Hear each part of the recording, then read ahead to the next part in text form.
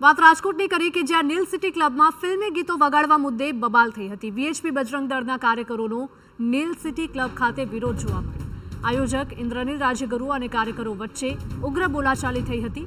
હિન્દુ સંગઠનો નાટક કરવા આવ્યા હોવાનો ઇન્દ્રનીલે આક્ષેપ કરતા આ મામલો વધારે ગરમાયો। મારું આયોજન છે, નિયમો હું નક્કી કરીશ। મામલો વધુ ઉગ્ર બનતા પોલીસે મધ્યસ્થી કરવી પડી હતી। પોલીસે હિન્દુ સંગઠનો અને આયોજક કમિટીના 5 સભ્યોને બેસાડીને મામલો થાળે પાડ્યો હતો।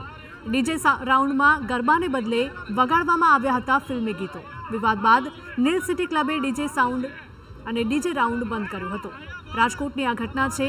નીલ સિટી ક્લબમાં બબાલનો મુદ્દો સામે આવ્યો છે। આયોજક અને પૂર્વ એમએલએ ઇન્દ્રનીલ રાજ્યગુરુએ ભાજપ પર સાધ્યું હતું નિશાન।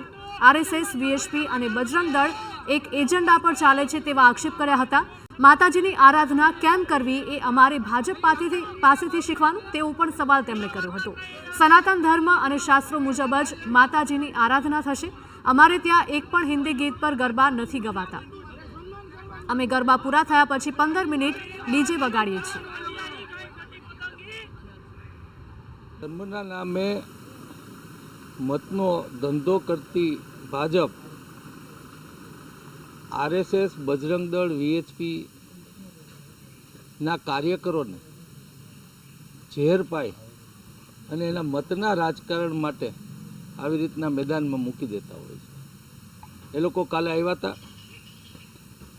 અને એમાંથી 5 જણ સાથે દરવાજાની બહાર પોલીસના આગ્રહને લઈને હું મળ્યો હતો